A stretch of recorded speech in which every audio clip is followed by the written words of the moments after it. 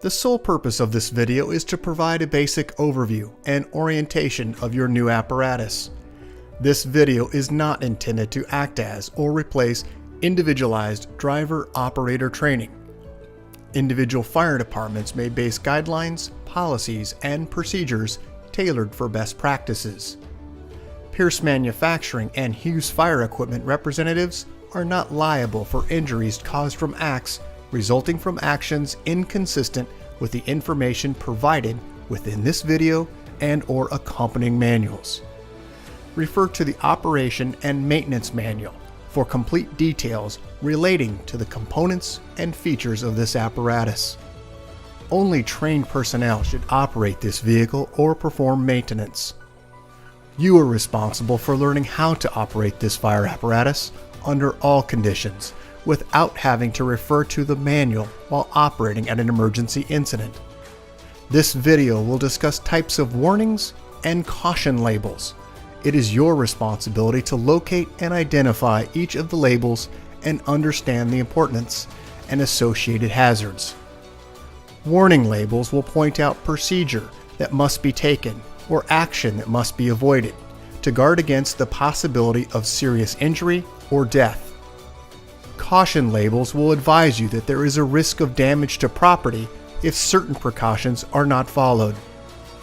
Continuous training, reviewing of operation and service manuals, developing good standardized practices will assist driver operators with a more complete understanding of the components and operation of this fire apparatus.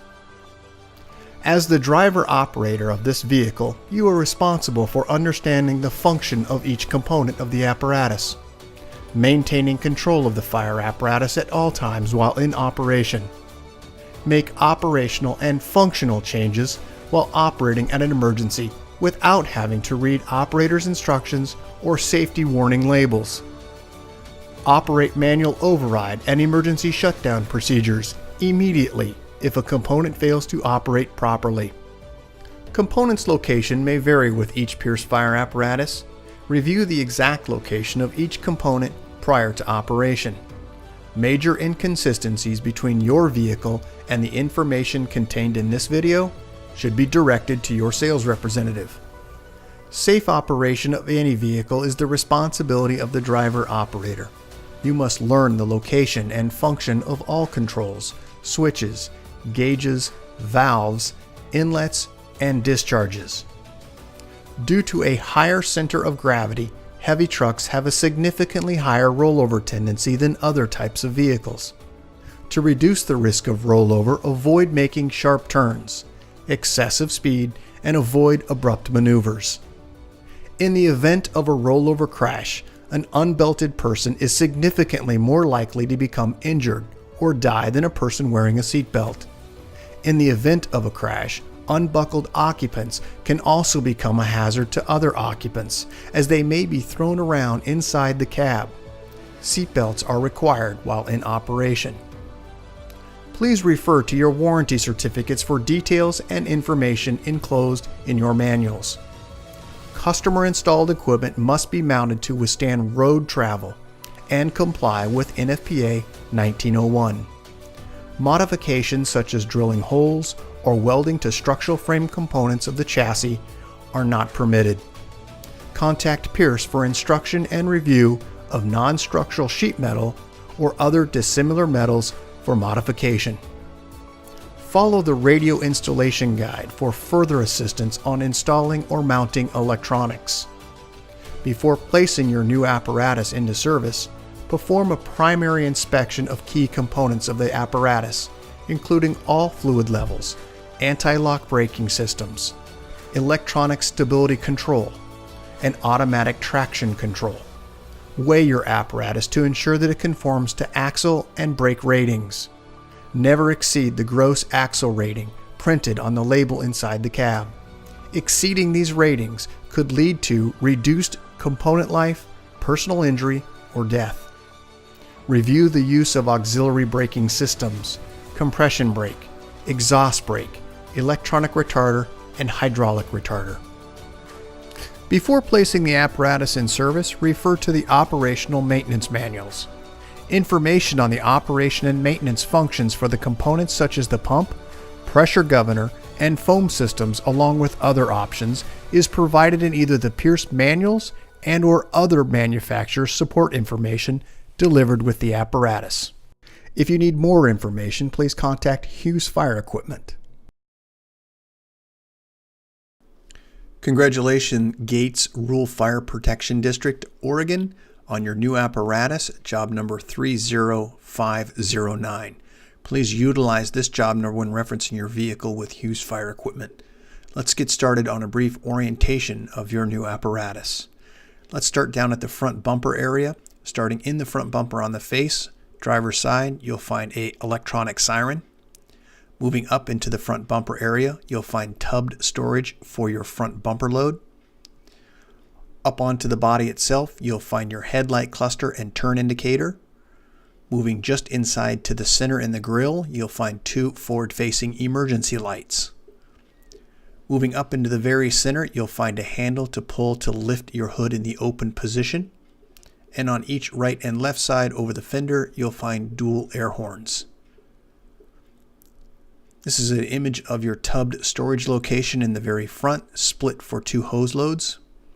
Underneath your front bumper, you'll find two closed tow hooks. With this red cover over it, this is the location of your bumper turret, which is electric, controlled from within inside the cab on the driver's side. Let's go ahead and take a look at the very front. This is the driver's side front discharge, capable of foam and water, 1.5 inch swivel. Down on the bumper, you'll find on the right and left side a side-facing warning light. Up on the very top of the cab here in this area, you'll find your air intake. Moving further down, you'll find a latch to lift the hood. This is the release system for that. Your cab is also equipped with a keyed lock system for all doors, in addition with grab rails to gain access inside. Generalized view here of the side of your mirrors. You can see the very top portion is a flat mirror and the lower portion is convex. Let's move down onto the step. You'll find underneath your points of entry perimeter lighting, which will light the ground. Moving up onto the step, you'll find in the silver cap your ultra low sulfur diesel fuel. Moving to the right in the blue cap, you'll find your DEF fill location. Further to the right, you'll find your auto eject air. And moving down in the red, this is your auto eject shore power inlet. Here are some close-ups of those. Also in this area, you'll find lighting underneath all step and work light areas. Just to the rear of that, you'll find your battery cover access door. Let's go ahead and take a look at the pump panel area. We'll talk a little bit about some of the components here. Let's start in the upper left-hand corner, crosslays 1 and crosslay 2, yellow and white in color. This light will illuminate when your pump is properly engaged. Let's go ahead and start with the master intake in the gray area. To the right-hand side, you'll find your master discharge. Just down beneath that, you'll find your test gauge ports. These are for vacuum and pressure testing. They are currently filled with plugs until you test. Let's look at your Husky foam system. This is the control module for that. There are instructions here in the center, and to the very far right, this is your foam level for level tank A. Over on the right, you'll find your check transmission. If illuminated, it will be amber in color. And just beneath that, you'll find an audible alarm. Moving to the right of that check engine, you'll find your Pierce TPG. This is your pressure governor and also speed control. To the right, we'll also find your panel lights, a pump engaged indicator, your front flood, driver side flood, passenger side flood, rear scene lights, and also a spare.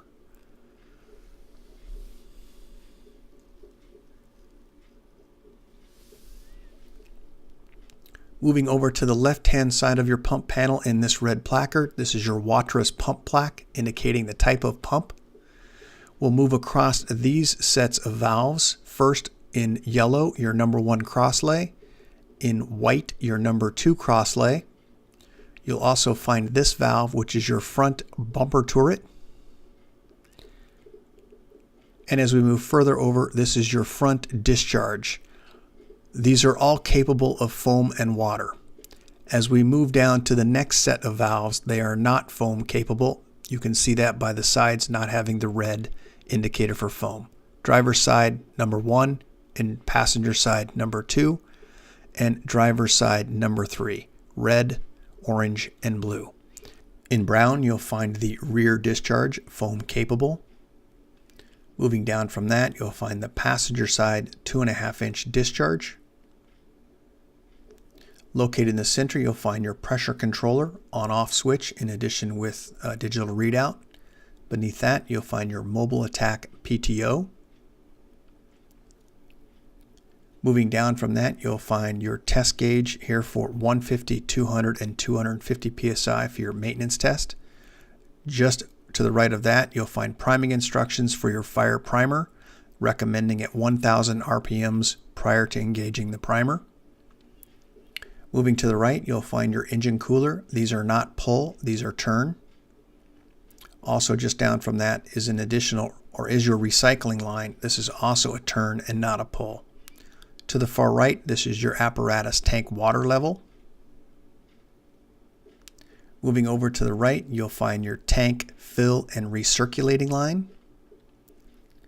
Moving down at the very bottom, you'll find this warning label reminding you about pressurized caps and to always relieve the pressure prior to unscrewing the cap for hazardous reasons.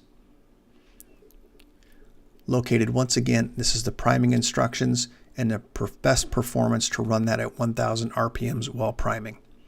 Once again, your tank fill recirculating line, just to the right of that, this is your tank to pump.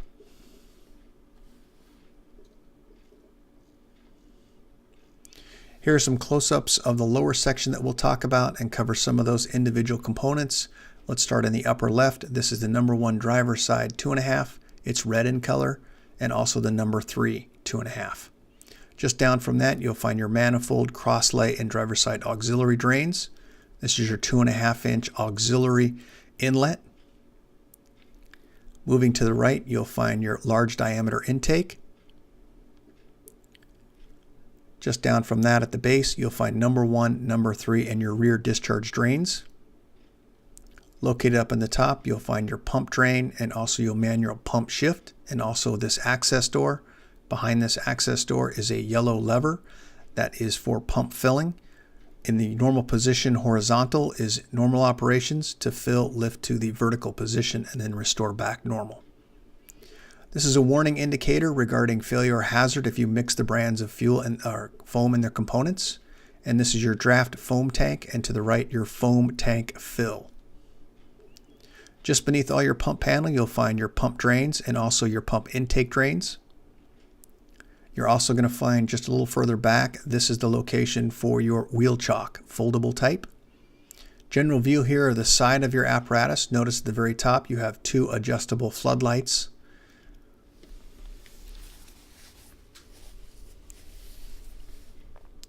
Moving down from that location, we'll cover some of the components within each of these compartments.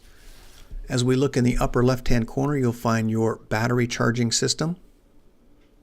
This is when you're plugged into shore power. Just beneath that, below the shelf, you'll find this device, which is your controller for your night scan.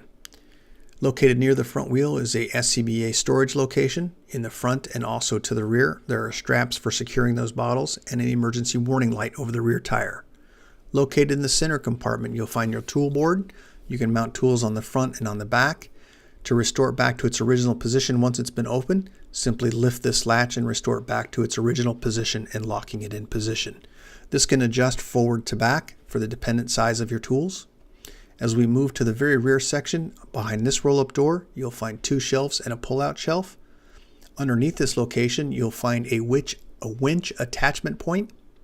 This is standard 2x2, and it is a 1,000 pound maximal winch towing rate. Just beneath that, as we move back up onto the top, this is that pull-out shelf. There is an access or depression lever here on the right in black. This will allow that shelf to pull to the outward position, and to release, push it back in, push that same lever. Let's go ahead and take a look at the rear section of your apparatus. We'll talk about some of the components here. Starting in the very bottom left corner, this is the location for your light and license plate. Moving up, you'll find this cluster of tail lights. This is reverse, turn, brake, and an emergency light. You'll also find 2 switches on this location for step lights and also upper lights or work scene lights. You'll find 2 grab handles on each right and left hand side of the vehicle, your rear facing floodlights, and at the very top, a 360-degree emergency light.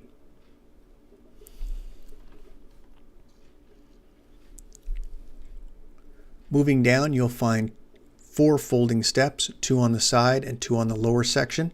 They currently have covers on them. And at the very top, this is the brown 2.5-inch discharge. Also located in the very center is your backup or reverse camera. Located on the very bottom behind this roll-up door. We'll talk about the contents in a few moments, but let's first take a look up here in this compartment. This is the location for your ladder storage. Also at the very top, this is an additional rear-facing flood. Underneath, you can find perimeter lighting on both the right and left side. Let's talk about those switches. Over to the right-hand side, this is that light cluster here. As you move up slightly, you'll also find the rear scene lights and also your hose bed lights. These are both switches for those accesses. In the center, you'll find a fixed mounted shelf, and at the lower section, a pull-out style shelf. Once again, upper portion here, that discharge 2.5-inch to the rear. As we look over in the ladder compartment, you'll find your 14-foot roof and 24-foot extension. On the very top, you'll find long pole storage, in addition with your 10-foot folding. Up at the very top, you'll find your water tank here. To the right, you'll find your foam tank. And then obviously this is your night scan controlled by the yellow handheld device in the first compartment we talked about. Looking down here, you're going to find 2 hydraulic fill locations. This is the first one, and the other one is just behind that in this black inspection area. Moving to the passenger side of the vehicle, once again, 2 side-facing floodlights at the very top. Let's go ahead and take a breakdown of each of these compartments as we move through the passenger side of your vehicle. Let's start first with the rear compartment. 2 adjustable shelves, currently fixed positions, and a very bottom shelf is a pull-out style. Same concept with that latch on the very right-hand side is the location where you can access that to pull it out. Underneath this, you'll find your 9,000-pound maximum allowable winch rating. That's the 2x2 location for that. And you'll also find 2 SCBA bottle storages with straps, in addition with a possible oxygen bottle. Just in front of that, you'll find SCBA bottle storage, and beneath that, you'll find your exhaust warning label regarding hot exhaust and to be cautious where parking your vehicle. Up at the very top, this is that cross-lay compartment that we've already talked about on the other side. You also have a step and grab rails and a work light. As we move down and start to talk a little bit about some of the components here, you'll find 2 access doors to gain access behind the pump panel. You'll also find an additional warning label regarding pressurized caps and the hazards associated with those. In addition, behind the Pierce logo here is your large diameter intake. To the right of that, you'll find your 2 passenger side discharges, once again 2.5-inch. Looks like we're indicating that large diameter intake once again. As we move further down, you'll find your strainer location. And just beneath that, you'll find all the way across, the first one is a turn, the others are levers. These are all discharge drains. Moving to the right, you'll find your 2.5-inch auxiliary passenger side inlet. And to the right, once again, additional drains. This one's a twist, the next one down is a lever. Close up here of those green and orange discharges.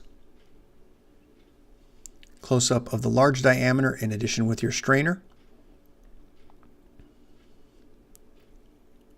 2.5-inch auxiliary inlet, manifold drain. These are the drains all the way across the very bottom. These are all levers except for the one on the very far left, which is a turn. This is going to be the access door behind the pump panel. Generalized view here of the side of your cab, Same concept with all of the step lighting on this side. On this side, there's also additional storage here in this compartment down at the step level. As we move up onto the top here, you'll find your turn indicators and your air horn. What I would like to direct is this label here regarding front turret must be removed before opening the hood. Inside the cab engine portion, you'll find your power steering fluid. Just on the other side of that, you'll find your oil check for your engine oil. As we move further up to the top, this is your radiator fill location. Vent system for your intake for air. Down at the very bottom, wiper fluid.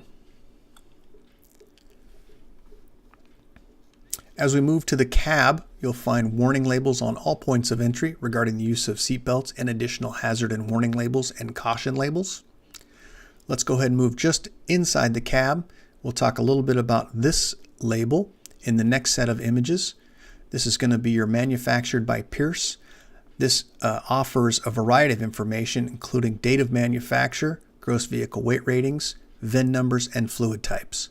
Just beneath that, you'll find your main battery switch. Up on top of that, you'll find your engine heater, 120 volts when you're plugged into shore power. And at the very top, you'll find your indicator regarding your battery charger, once again when you're plugged into shore power. Here's a close-up of that, indicating the date of manufacture, your job number, gross vehicle weight rating. It also has tire and rim and tire inflation information, and the VIN number for the back of the box. Let's go ahead and move just inside the cab here. Take a look at some of the components with inside the operator space. As we look into the very center of the cab, general layout here, let's start over on the left-hand side at the very top. You'll find this placard regarding the height, length, and gross vehicle weight rating of your vehicle. As we move up to the top, you'll find your speed control. You'll find your RSM, ACC, and set and cruise control. Just beneath that rocker switch, you'll find your headlights, park lights. And beneath that, you'll find increase and decrease for your panel lights. Your wipers are located on the pole on the side of the column. Let's go ahead and take a look all the way across at the dash and some of the components within the dash area, and we'll talk about that next. Once again, just wanted to point out that placard, height, length, and gross vehicle weight rating. Let's take a look at the cross section here of your apparatus to identify certain areas. We're going to start in the upper left-hand corner of your vehicle here, and we're going to start with this is the ATC, normal and spin location. This also has to do with your rear axle. This is to engage your rear differential. Moving down from that location, you'll find your Allison transmission pad. Moving to the right, you'll find your pump shift. That is the yellow and black knob. You'll see underneath it the green indicators regarding OK to pump and your pump is engaged. To the right, you'll find your brakes, pull for parking, push to release. You'll also find at the very top you have a stereo system. We'll talk about some of the components up on the next set of switches, and now we'll cover your climate control down at the very bottom. Upper left-hand corner, this is the symbol for regen. Moving to the right, this is your engine brake on-off. Moving to the right, the next, 5 switches here. These are all going to be for window control, front and rear. And in the center, you'll find your window lock.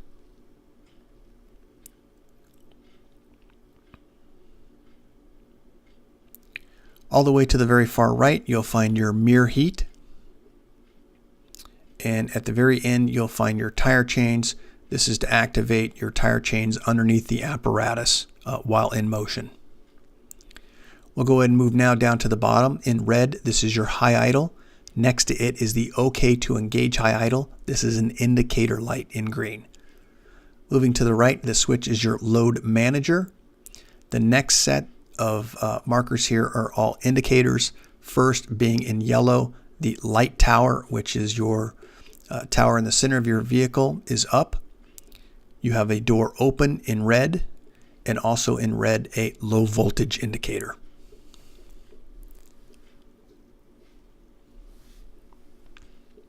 Let's move to the center in between the two seats. This is the control for your front bumper turret, and just down beneath there is also a water tank level. This is your PTO pump. There's next over to it is the PTO pump engaged. It is an indicator, and then next to it a future switch and also your water level indicator. Just down from that, you'll find your Pierce pressure controller. There is an on-off switch with the ability to increase or decrease pressure with a digital readout. To the right, you'll find your audible siren and also public announcement PA system. You'll also find your go light on-off with an indicator indicating it's on, and your control. And to the right, this is your Pierce seatbelt information regarding if people are buckled in their seats. Overhead, you'll find two lanyards. Those are for your air horns. This is the lanyard attached to the device itself. As we move through these set of switches, we'll start with your front flood. Moving to the right, driver's flood. Passenger side floodlight. And then you have your rear scene. And then you have your perimeter lights, which are the step and also the lights underneath your apparatus.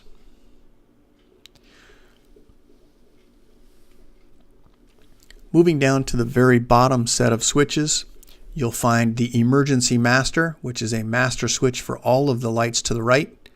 This is also your roof light, front warning lights, side warning lights, lower rear warning, and upper rear warning. All of these switches have indicators on the very tip of the switch itself, indicating that it is in the on position.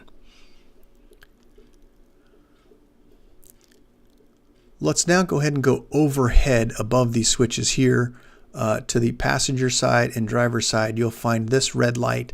If this is lit, this is indicating you have a compartment in the open or ajar position. And at the very top, you'll find these candy cane labeled stickers. Those are for wires behind where the sticker is located. Looking to the rear, you can find right and left rear SCBA mounted seats. You'll also find that all of the seat belts are red in color, so it's easily identifiable by all personnel that you have your belt on.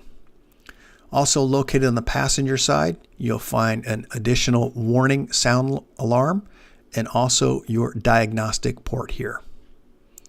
Congratulations, Gates Rural Fire Protection District, Oregon. Job number 30509. Congratulations on your new apparatus. If you have any questions as to the content of this video or any of the items, please contact or direct your questions to the Hughes Fire sales representative. Thank you.